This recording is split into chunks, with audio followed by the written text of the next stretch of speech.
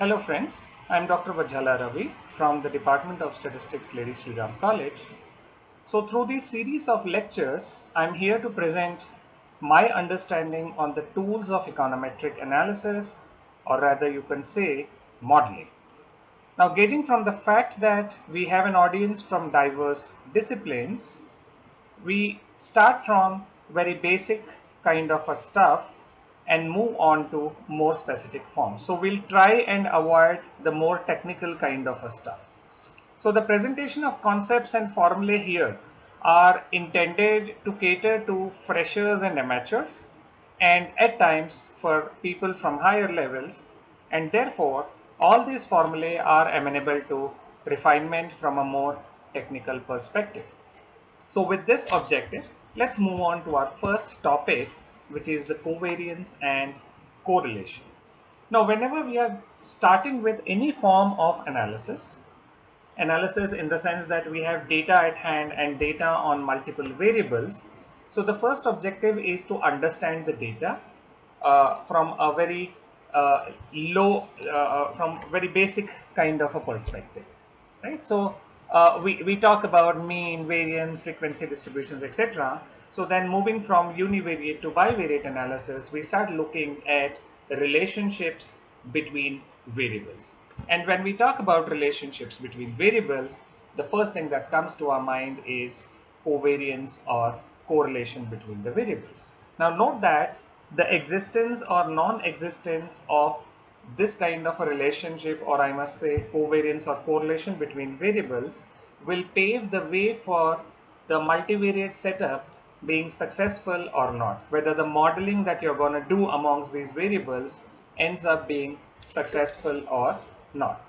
So we first talk about the covariance. We understand what covariance is, we understand the limitations of this statistic, and then how the limitations can be overcome by a more refined form of this statistic.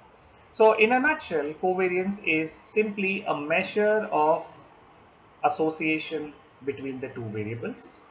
It is a measure of relationship between the two variables. So the formula here is given to you. We would like to avoid a reference to more technical stuff. So therefore formula is here just for your understanding. What you should remember is that the denominator n is amenable to refinement, because more technically statisticians, they speak about n being replaced by n minus 1. So we don't go into those concepts for now. So what we need to understand is that it is the sum of deviations of x from their mean values and y from their mean values, the product of these two. Now what we need to understand is that the association can be nil or positive or negative. So there can be no association, which means that the two variables aren't related. So the behavior of one variable cannot be gauged from the behavior of another variable. So that means the association is nil. To understand the concepts better, let's talk about this hypothetical example. So we all know that the COVID pandemic is more in news these days. So therefore the example also talks about the COVID pandemic. We talk about the CT severity score, which is nothing but the values emanating from the HRCT test. So we all know that the values range between 0 to 25. The lower values indicate mild form of lung infection, whereas the higher values indicate the more severe form of lung infection. And we also have this kind of an intuition that the older people are more vulnerable to severe form of infection as compared to the younger people, who are more susceptible to, let's say, the milder form of the infection.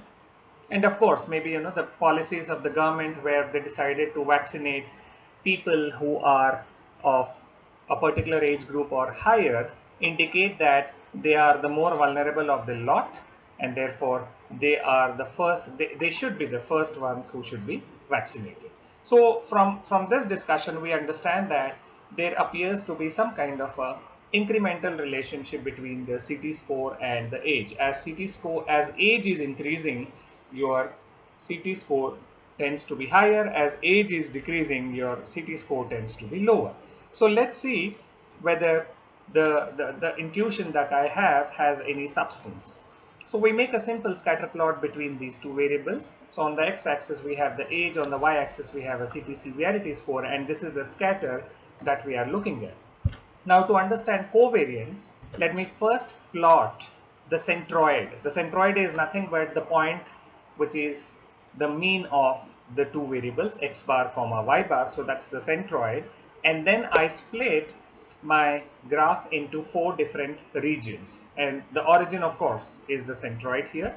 So I split them into 4 different regions, or I must say quadrants. Let me label these as 1, 2, 3 and 4, and let me add a few more things to this quadrant. So let's understand the covariance from this perspective. If you look at the first quadrant, in the first quadrant, all the x values are above their average. That means points which are to the right of this vertical line that I have drawn, and all the y values are also above their average. So the point above this horizontal line that I have drawn. So all the points in quadrant 1 are the above average values from their respective means. So x minus x bar is greater than 0, y minus y bar is greater than 0.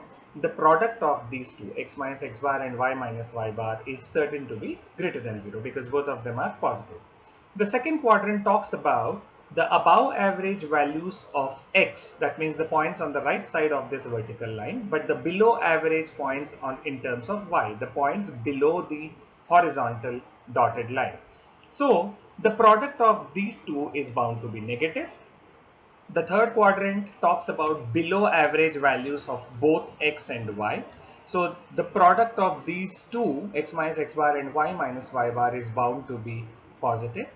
And finally the quadrant 4, where I have below average values of x but above average values of y, so the product is bound to be negative. So the diagonal here talks about the negative cross product terms. The off diagonal talks about the positive cross product terms, right? So therefore simple covariance is nothing but the average value of these cross product terms. It will be positive if the positive contributions of regions 1 and 3 dominate the negative contributions, and the covariance would be negative if the negative contributions, which is the contribution from 2 and 4, dominate the positive ones. So if in a scatter plot, if we have more number of points in the region 1 and 3 as compared to 2 and 4, it will be positive association or the positive covariance. If there is less number of points, then there will be negative. However, if the points are scattered over all the 4 quadrants, then we could say that there is almost negligible relationship between variables.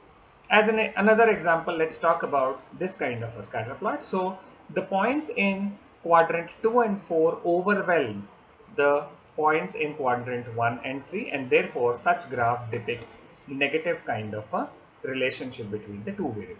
So positive and negative here simply mean that the x and y variables either move together in the same direction or move in the opposite direction.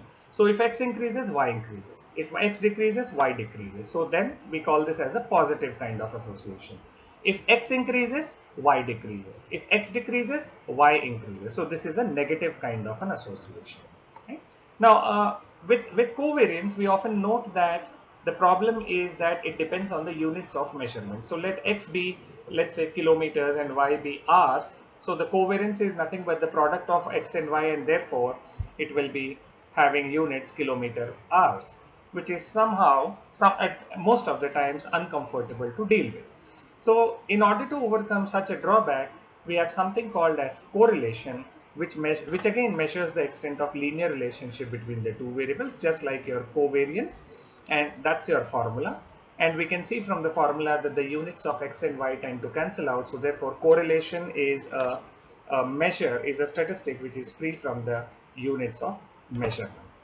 So if maybe we could try to join as many points as possible, or if we could imagine a straight line which passes through as many points as possible to have increasing kind of a slope, then we call this as a positive correlation. If the straight line is in the opposite direction, the decreasing kind of a